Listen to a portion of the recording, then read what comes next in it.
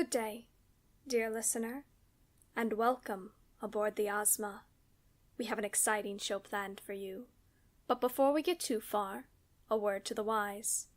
Though Project Ozma is considered to be a comedy, the humor involved is known to contain swearing, allusions to sexual themes, as well as themes of minor violence. A more in-depth description of this content as well as the transcript can be found in the description. Thank you, and we hope you enjoy today's episode.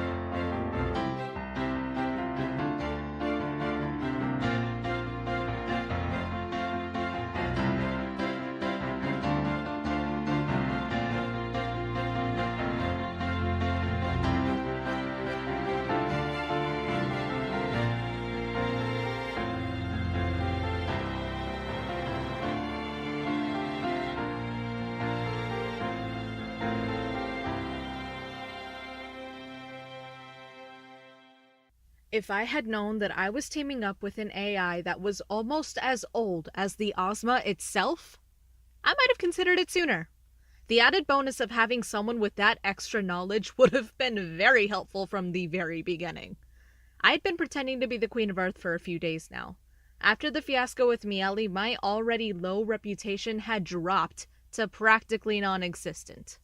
Of course, I could never prove this was Miele's doing, but I had a plan to raise my rep.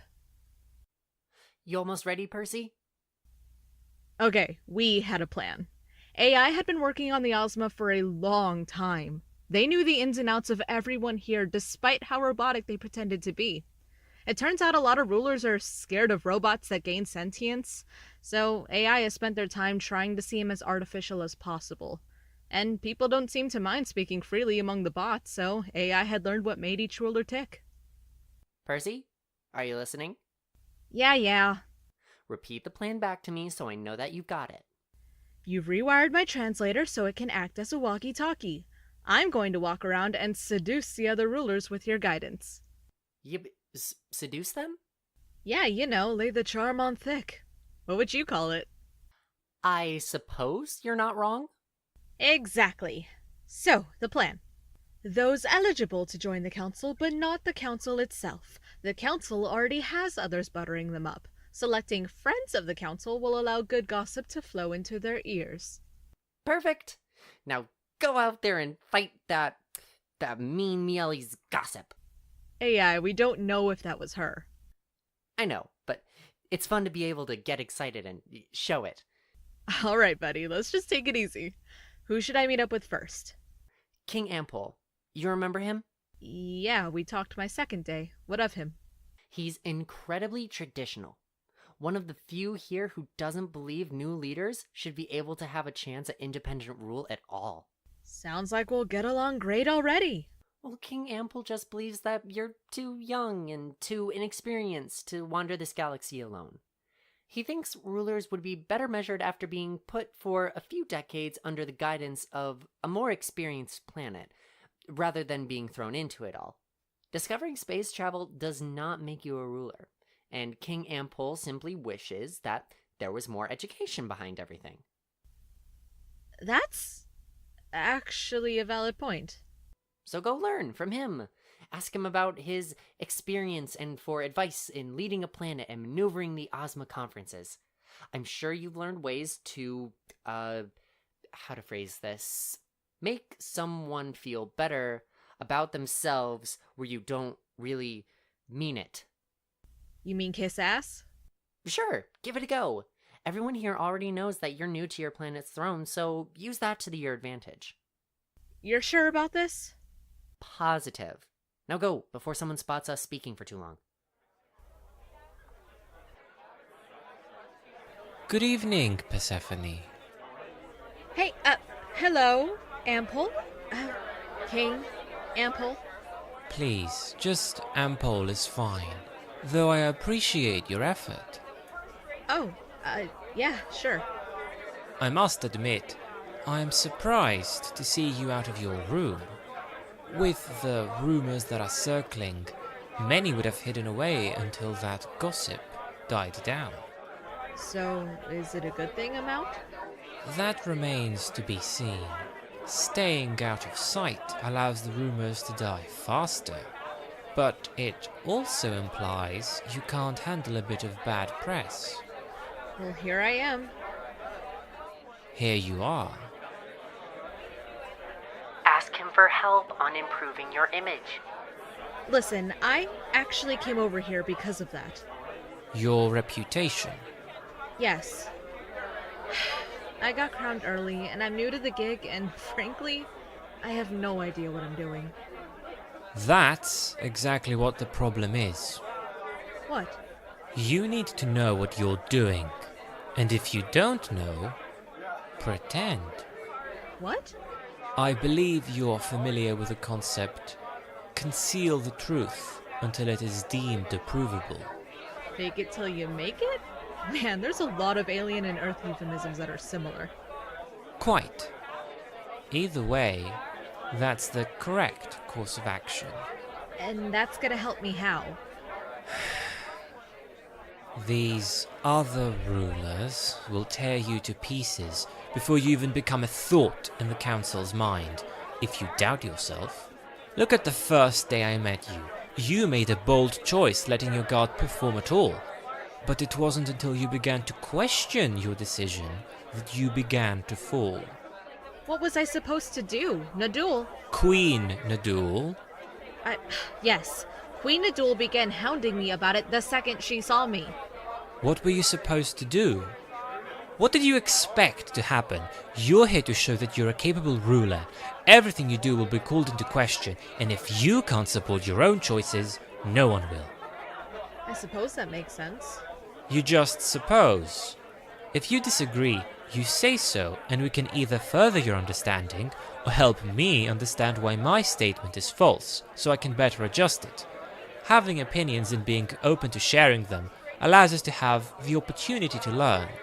You can change your mind, but be certain in that change. So just be sure of myself and my choices. There's hope for you yet. Thank you, Your Highness. This has been really helpful. Of course, Persephone. We all just want to see each other succeed, even if we may not seem like it. Now that didn't go too shabby. I think you won Ampoll over. Really? I just listened to his advice. He likes to be heard.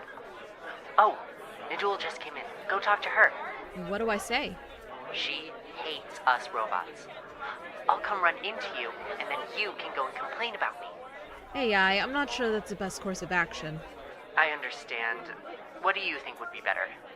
Maybe cause some sort of issue, like a cleanup, or... Oh, maybe spill a drink on me instead. Nadul might find inept work a better thing to harp about. Excellent proposal. Give me a few moments to gather a drink. Alright, I'll head towards Nadul. Remember to make it convincing. Right. I am on my way. Brace yourself for impact.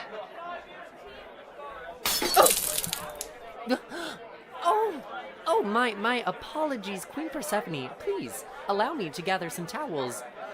Oh, shove off, inorganic. You've done enough. Ma'am, I'm simply trying to... I think you heard Queen Nadul, didn't you? Yes. I will be on my way then. See that you do.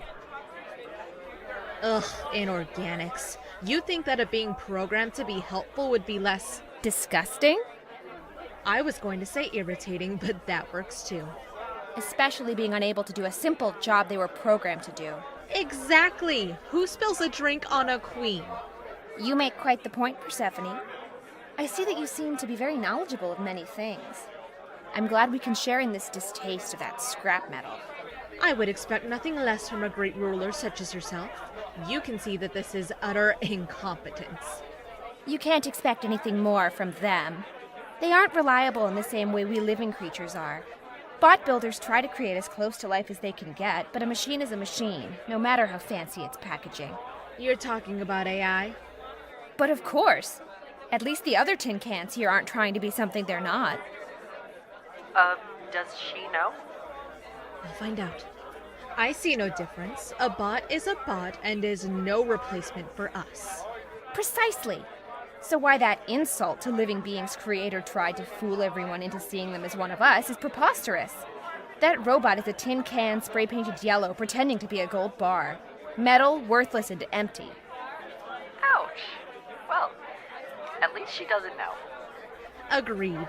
If we must suffer at the service of such lowly mechanicals, don't try to cover up their true nature. I'm glad someone around here understands. Apparently there used to be normal servants, but they'd become biased towards friends or enemies of their own planets. So Viza ended up recruiting one of her colonies to build the bots we now have to deal with. Ugh, couldn't Viza have programmed them with a bias anyway? That's what I said, but it doesn't seem to matter what I think. At least I know there's another I can turn to on this. You're not so bad, Persephone. It's Percy and thanks. You're walking away. Cool. AI, I don't know if that went well. Nadul doesn't like to admit she likes anyone besides her own kind. Trust me, you did great. If you say so. So who's next? See the scaly ones over there?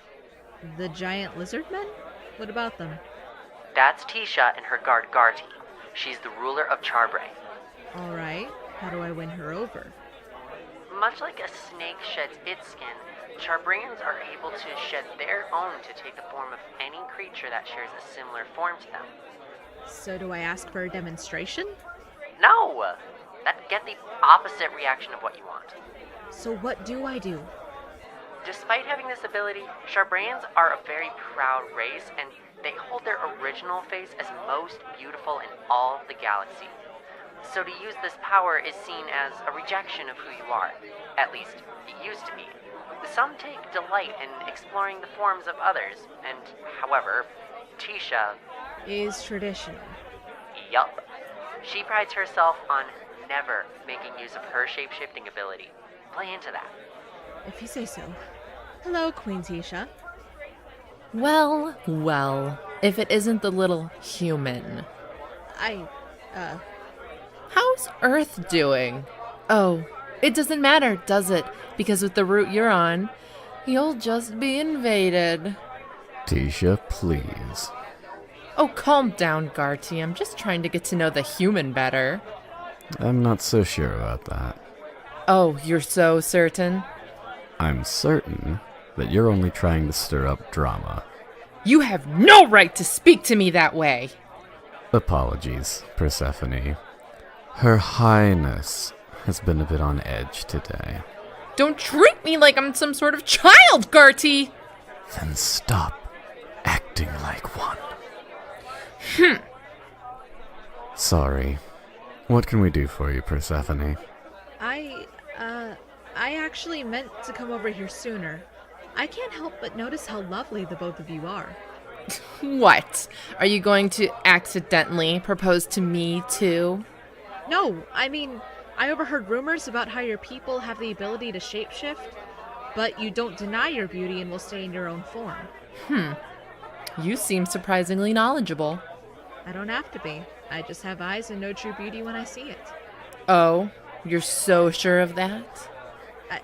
I mean, yeah? Of course we do. You said it yourself. We are incredibly beautiful, so why should we bother? I was just... You were just... Please, you're trying to flatter us into helping you. Tixa, people are allowed to be nice. Tixa, people are allowed to be nice. Shut up, Garti. That's obviously not the case. And you're so certain because... Look at the Earthling, Garti, and tell me I'm wrong. Tixa, you could try to be more personable. You could try to be more intelligent, but some things are merely written in stone. I apologize for these hostilities. You don't speak for me. Tixa, that's enough. Last time I checked, I was the ruler of Charbray. Not you. Learn to act like it once in a while, then. Well, we all want what we can't have. Come on, Garti, we're leaving. Excuse us. That did not go well. Are they always like that? Unfortunately. Occasionally, Queen Tixa brings a different guard that she seems more friendly with, but this year, it seems she chose Garti. On the bright side, you managed to get out of there, and that counts for something. It'll count for something if it saves my planet. Percy, I've been looking all over for you. Knihak, what is it? Good evening, King Knihak. I'll leave you two now. Well, Kamui and I had been practicing presenting our PowerPoints on our planet's ecology today when we saw Quinn wandering about. We asked how yours was coming since we hadn't seen you in a while, and Quinn looked confused. So I figured that meant you didn't know you had to do one, and I wanted to find you to make sure I was wrong. Another presentation? But we already gave one. That was the culture side of your planet. You've got to present on its science now. Great. I'm assuming by that tone I was correct in the fact that you haven't started. Unfortunately, yes. Kamui and I are still set up in the library. If you want to stop by your room and pick up Quinn, I can meet you there and we can get to work on it. You'd help me with that? That's what friends are for. Besides, it'll give me an excuse to hear more about Earth directly from an Earthling. Knihak, this is so amazing. Really, I can't thank you enough. I'll meet you in the library in 5. I'll see you then. With everything that happened with Miali, it felt hopeless here. But now, I think I can do this ruler thing.